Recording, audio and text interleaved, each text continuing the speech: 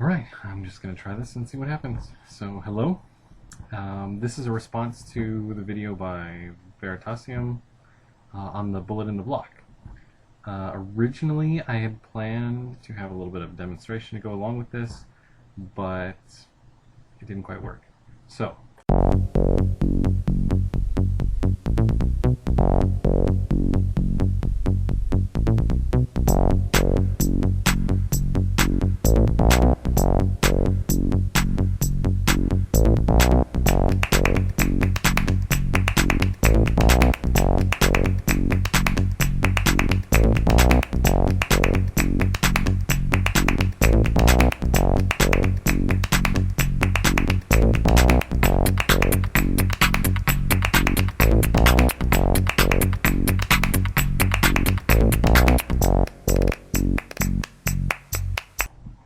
I'm just going to go ahead and give my explanation and leave it at that.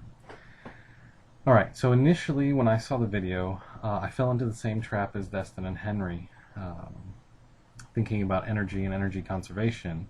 And when I saw the answer, I really felt stupid because it's a collision problem. So there's two types of collisions, right? There's an elastic collision, which is where two things come together and bounce off of each other.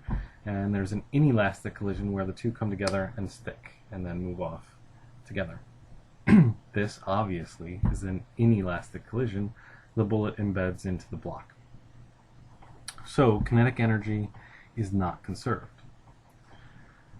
So we don't want to think about it in terms of energy.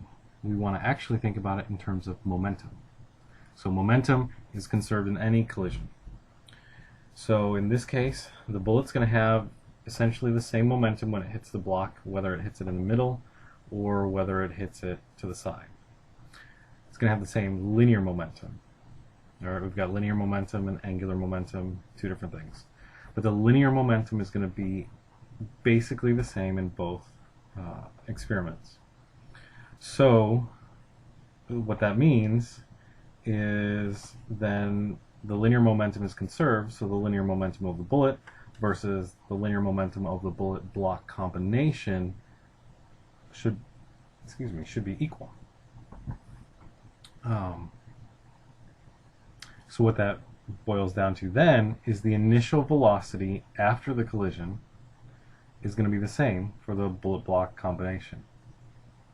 So if they have the same velocity after the bullet embeds itself in the block, then they're going to have the same kinetic energy from that velocity, and so they should then reach the same height after the collision.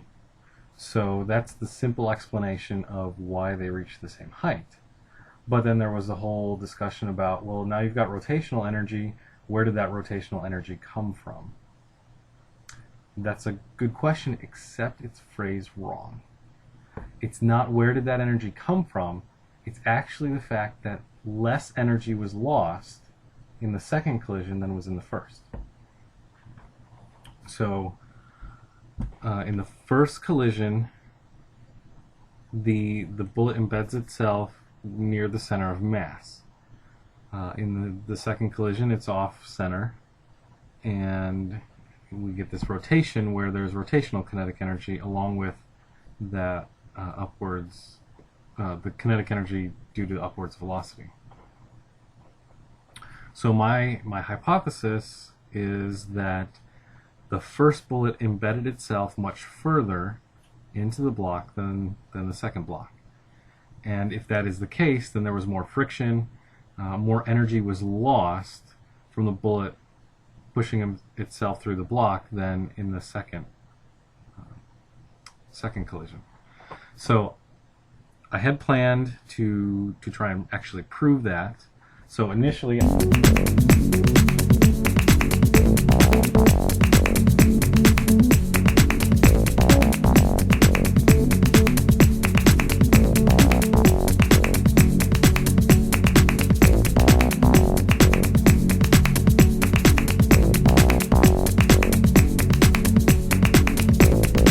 I'll show you what I got. My results ended up being inconclusive.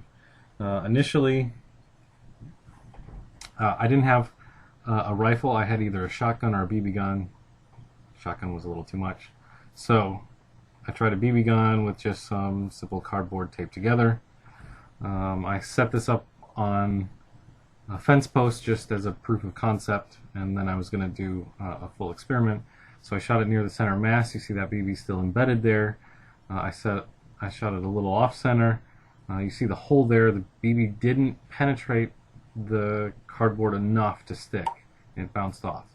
So that seemed to support my idea that near the center of mass should go deeper and have more friction than the one further away. So I tried to set up my own version. So just some cardboard and some paper clips. I didn't want something too massive, and shooting a BB gun at point blank range into wood is not a good idea. So I tried this. Unfortunately, the BB went all the way through. The same then was also true when I shot it off center. I don't know if you can see that, but there's kind of a flap there that the BB went through. So I didn't pump the BB gun up as much, tried it again. The off-center one still went through. The one to the center didn't make it through because it actually hit the paper clip there in the middle. So if I had more time, I'd mess around with it, try to get that proof, but that's what I would say. Is it's not that the spinning block has more energy, it's that the block where the bullet hit near the center of mass actually lost more energy. And that would be my answer. So I enjoy Veritasium, Smarter Every Day, Minute Physics. I actually use them in class sometimes, so keep up the good work.